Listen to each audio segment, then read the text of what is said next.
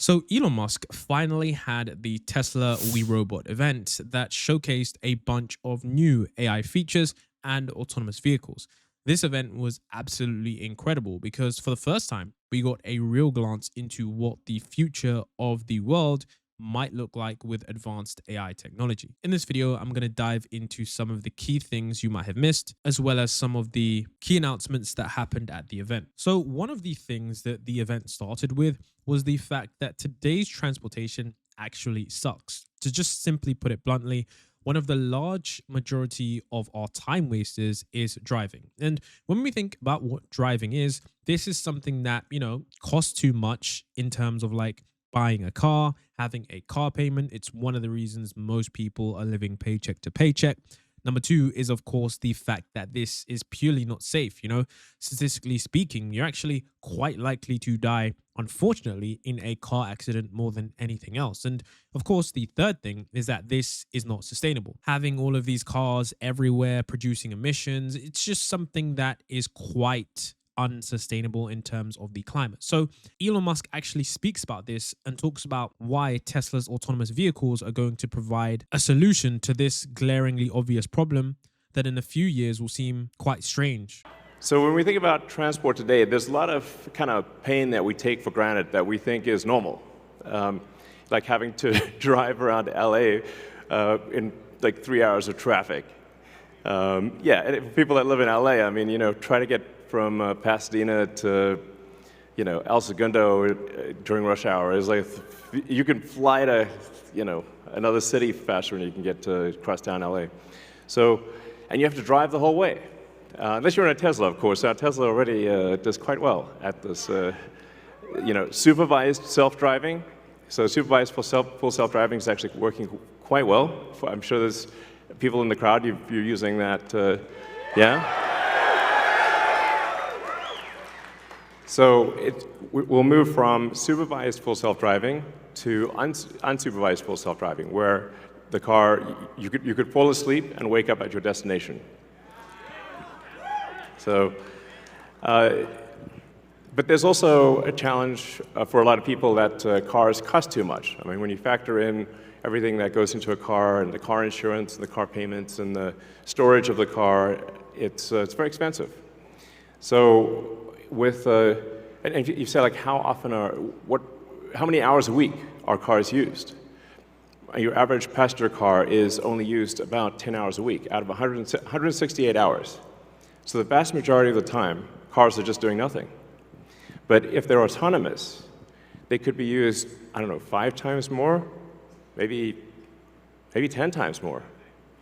So you could actually, for the same car, would have 5 times as much value, maybe 10 times as much value. There's 168 hours in the week, and like I said, only 10 of them are used for driving. So, and then a bunch of those hours are looking for a parking spot, which is, can be pretty annoying at times. So we want, with autonomy, you get your time back. This is a very big deal. So it's not just it'll save lives, like a lot of lives, and prevent injuries. I think we'll see autonomous cars become 10 times safer than a human. I mean, if you think of times past where there used to be an elevator operator in every elevator, but once in a while they get tired and they accidentally shear somebody in half. So now we have automated elevators. You just get in an elevator and you press a button, and you don't even think about it. And it just takes you to the floor. And if you did see an elevator operator with a big relay switch, you'd be like, that's weird.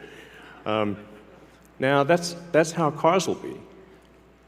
And it's not just the lives saved in injuries, but if you think about the cumulative time that people spend in a car and the time that they will get back, that they can now spend, well, I guess, on their phones or watching a movie or doing work or whatever you want to do. You can think of the car in an autonomous world as being like just a little lounge. You're just sitting in a comfortable little lounge, and you can do whatever you want while you're in this comfortable little lounge. And when you get out, you will be at your destination. So, yeah, it's going to be awesome. So. Now, of course, with all the pros and cons of these autonomous vehicles in the future, there's going to be a variety of ways that Elon Musk is going to solve that problem. One of the ways that Elon Musk is going to be solving that problem is, of course, the Cybercab. This is the most affordable, cheapest to operate robo-taxi that is an autonomous vehicle. I'll let Elon Musk talk about it first, and then I'll give you some more details. I think the cost of autonomous transport will be so low that you can think of it like individualized mass transit. The average cost of a bus per mile for a city, not the ticket price because that is subsidized, but the average price is about $1 a mile. Whereas the cost of Cybercab, we think probably over time, from the operating cost is probably going to be around 20 cents a mile. And price, including taxes and everything else, probably ends up being 30 or 40 cents a mile. So yes, and you will be able to buy one.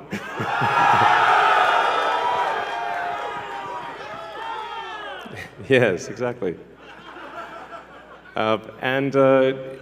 We expect the cost to be below $30,000. So the Cybercab, being the newly unveiled autonomous vehicle designed to function as a robo-taxi, has key features. So this Cybercab is actually designed for full autonomy. It actually lacks traditional controls like steering wheels and pedals, and it purely relies on cameras and AI for navigation. Now, crazily, the retail price for this is actually under $30,000, making it really competitively priced option in the autonomous vehicle market. I think this is going to be absolutely incredible, as we've known that electric vehicle prices have been quite on the decline as of recently. Now, apparently, this vehicle will feature wireless induction charging, eliminating the need for plug-in charging stations, which is really cool. And I think if we're actually just talking about in terms of the design of this vehicle, I would love to say that this vehicle just looks really futuristic. One of the things I wonder about car manufacturers is why they don't opt for a more sleeker, futuristic design. And it seems that Elon Musk and Tesla are one of the only companies that are operating in this super futuristic realm. Now, in terms of when you'll be able to get your hands on one of these, production is anticipated to begin before 2027, with mass production possibly starting as 2026. So it will be very intriguing to see what happens once this vehicle comes to the market. Do you think that most people will be using this, or do you think most people will stick to their standard of driving? Considering the fact that this will be cheapest to operate, that is going to be something that's going to be incredible. Now, one of the things that you might have thought about is how on earth is this vehicle even cleaned? And this is what Elon Musk shows us right here. Something we're also doing is, and it's really high time we did this, is inductive charging. So the robotaxi has no plug. It just goes over the inductive charger and charges. So yeah, it's kind of how it should be. So with the Cybercab, what we have here is something that is truly fascinating. We have something that combines elements of both personal vehicle rental and a self-driving fleet. So the Cybercab, because this actually confused me at first, is a part of Tesla's vision for a self-driving fleet, which is quite similar to ride-hailing services like Uber. These vehicles are pretty much designed to operate without human drivers, relying on just purely cameras and AI for navigation. Now, here's why you might need your vehicle cleaned, because Tesla owners have the option to rent out their personal vehicles to the Cybercab fleet when they are not in use. And this model is inspired by the way that people rent out their homes on Airbnb, allowing others to own an income from their vehicles while contributing to the fleet. Now, the Cybercab is a purpose-built robotaxi that surprisingly features no steering wheels or pedals, and I can't believe the price of this. It's going to be less than $30,000. And interestingly, it only has 2 seats with these butterfly doors that looks super futuristic. So overall, we have a service that aims to function as both a company-owned and a user-contributed network where Tesla operates some vehicles directly, while individual owners can add their cars to the fleet. And this dual ownership model allows for flexibility and scalability in the service. So this is going to be rather fascinating to see if certain individuals will rent out their Teslas. I wonder how that entire integration will work as consumers get to grips with this new kind of reality to where driving is no longer something you do. Now, if you do want to know exactly how Tesla's full self-driving works, Elon Musk talks about the data collection and how they've managed to get to where they are with Tesla's full self-driving. It's got essentially 1 million lifetimes of driving experience. So one of the reasons why the computer can be so much better than a person is that we have millions of cars that are training on driving. So it's like living millions of lives simultaneously and seeing very unusual situations that a person in their entire lifetime would not see. But hopefully, yeah, exactly. So, so with that amount of training data, it's obviously going to be much better than what a human could be, because you can't live 1 million lives. And it's also, it can see in all directions simultaneously, and it doesn't get tired or text or any of those things. So it will naturally be, like I said, 10, 20, 30 times safer than a human, just for all those reasons. And I want to emphasize that the solution that we have is AI and vision. So there's no expensive equipment needed. So the Model 3 and Model Y and S and X that we make today will be capable of full autonomy unsupervised. And that means that our cost of producing the vehicle is low. Now, we are going to actually overspec the computer for the Cybercab. So our AI5 computer will be somewhat overspec'd. And because I think there's actually also an opportunity, sort of like in Amazon Web Services, where if the car is driving for 50 hours a week, there's still over 100 hours left. And there's a potential there to have a massive amount of distributed inference compute, where if you've got, like, say, a fleet of 100 million vehicles and a kilowatt of efficient inference compute, you have 100 gigawatts of compute, which is really quite substantial. And if it's there, you might as well use it.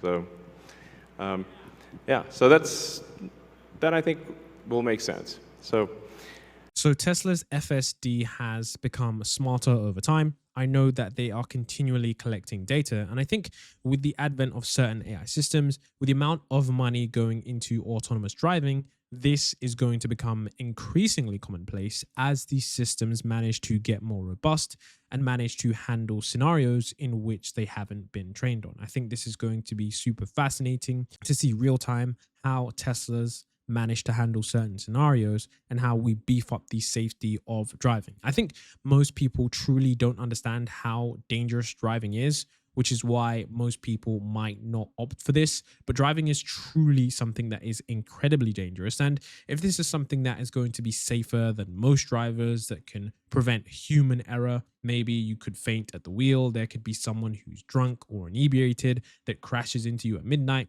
I think this is going to solve a lot of problems. Now, the Tesla Cybercab wasn't the only thing being revealed. There was, of course, the Robovan, which is designed to operate without a driver, lacking traditional controls, and a completely autonomous vehicle that operates without a supervisor, which is basically a much bigger robo-taxi. So this is a personal and commercial vehicle used for transporting sports teams, like a mobile cargo unit. I mean, there's many different utilities for this robo-van, but I'll let Elon Musk take it away, because this, I think, by far is one of the most interesting things with how Elon Musk is growing the company and the kinds of autonomous offerings that he has. And I do have to say that once this thing opens up, the interior for this is absolutely outstanding. It looks something like out of a futuristic movie, and many are calling this the iRobot moment for reality. If you aren't familiar with that, that was basically a movie quite a while ago that is eerily similar to what we are seeing today. So I'll let Elon Musk take it away, but this is something that's truly incredible. There's a lot of opportunity to create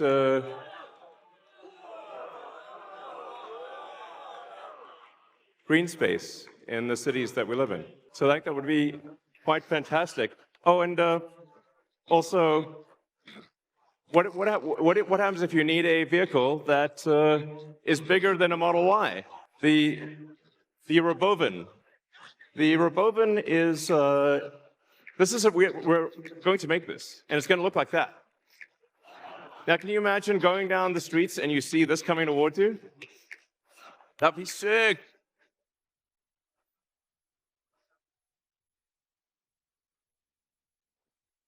So this can carry up to 20 people, and it can also transport goods.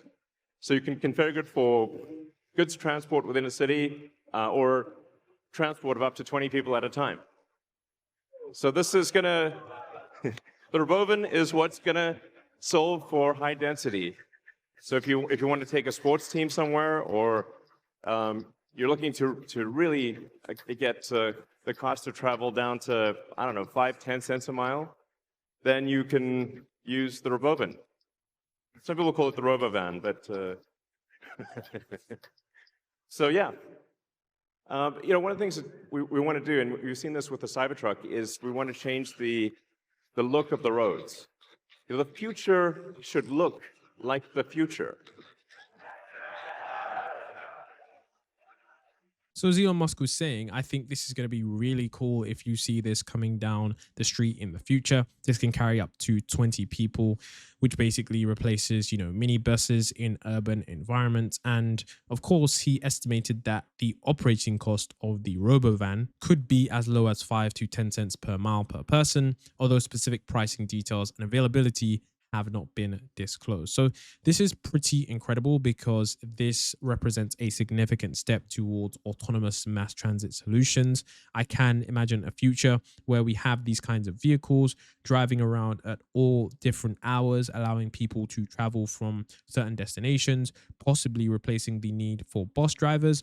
Not that bus drivers do crash that often, but I do think this is going to be rather fascinating, as it's quite futuristic in the sense that we're going to have these autonomous vehicle services that allow for a more robust public system. Now, of course, when we look at robots, we have to remember that this is not the only offering that Elon Musk has.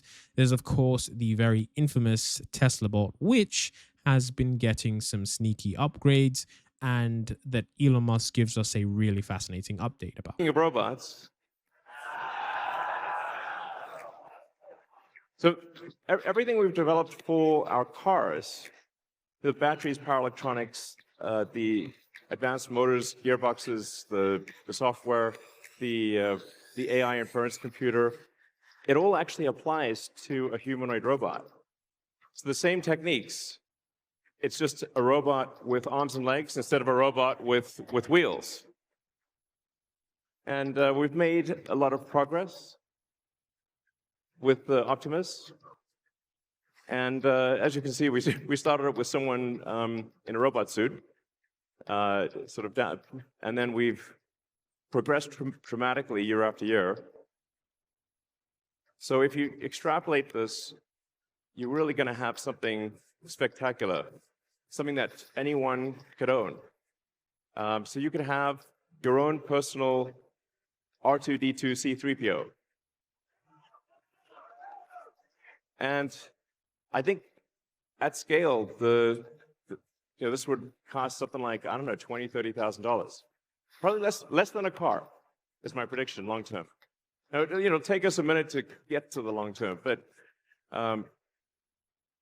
fundamentally at scale, the Optimus robot, you should be able to buy an Optimus robot for, I think, probably $20,000 to $30,000 long term.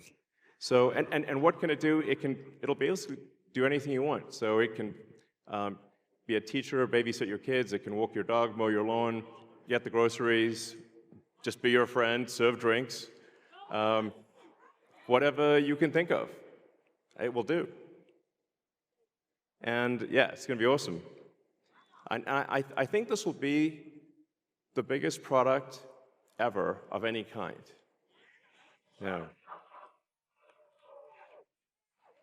Because I think everyone, of the 8 billion people of Earth, I think everyone's going to want their Optimus buddy. So the Tesla bot is, of course, Tesla's version of their humanoid robot. We've seen many different companies try and implement their kind of robots for the humanoid future that many, like myself, are expecting. And I think this is going to be one of the most intriguing products from the future, because this is something that there isn't really a accurate prediction on how these will be used. I mean, some people say that they'll be used for household chores, but the thing is that it seems that everyone is going to have their own personal use case for these Tesla humanoids. I think it's going to be really fascinating to see how these robots are integrated into society. Are they integrated into certain workforces? Will they have certain jobs at factories like Elon Musk is planning at Tesla? He's already using some of these to automate some work. And just how quickly we are going to get these in the homes. Because, of course, these need to be extraordinarily safe. They need to pass certain tests. I'm sure they're going to be, a ridiculous amount of regulations for having your own personal humanoid robot. So this is going to be something that I would say I am most excited for, because the development of this is going to be probably the most fascinating. I mean, I guess it's basically just like another human, and it's going to work essentially. So this is something that I struggle to wrap my head around, because it does seem ridiculously futuristic, and oftentimes it doesn't even seem real. But this is, of course, the future of robotics and AI, so it won't be surprising if this happens sooner than we think. Now, for the Tesla's humanoid robot, what we also did get was we did get some demos of the Tesla bot performing certain tasks that it would be once it is fully functional. Now, of course, full disclaimer for this video clip, I do believe that this example where the Tesla bot is performing certain things such as being able to pour a drink, I do believe that this is actually not fully autonomous, but partially assisted by teleop.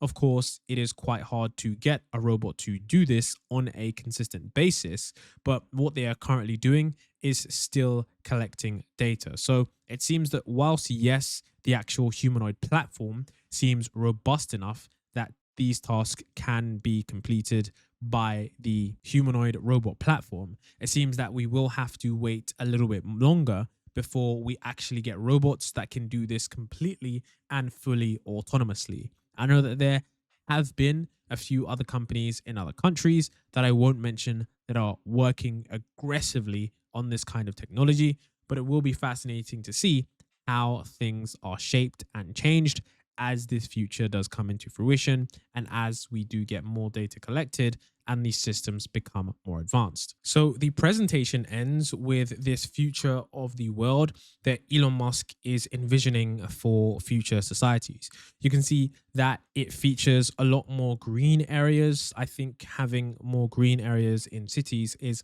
most certainly a positive thing. The previous trend of complete destruction of nature and not living in harmony with that nature is one that was quite barbaric and quite reminiscent of the early companies just, pillaging forests in order to just get natural resources. But I think this future, the one where we've got like a lot of interactions and of course this synergy with nature rather than trying to just completely steamroll it, is probably going to be the best future for our societies, because the environment, we only get one of them, and it's quite important that we do protect it. So it will be interesting to see how Tesla manages to shape and construct its companies around that.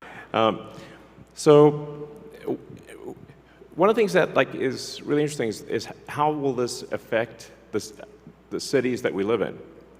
And when you drive around a city, or when the car drives you around a city, you'll see there's a lot of parking lots. There's parking lots everywhere, parking garages. So what would happen if you have an autonomous world is that you can now turn parking lots into parks. And so we're taking the ing lot out of parking lot. So let me know what you guys thought about this entire event. What was your most favorite thing from the event? Did you like the Cybercab? Did you like the Robovan? Or are you a fan of the humanoid robots? I'm definitely excited for the humanoid robots because they seem quite uncanny to me, but I do think they are quite fascinating. And if you enjoyed this video, I'll see you in the next one. Hey Optimus, how much of you is AI? I can't disclose just how much. That's something you'll have to find out later. But some or none? I would say it might be some. I'm not going to confirm, but it might be some.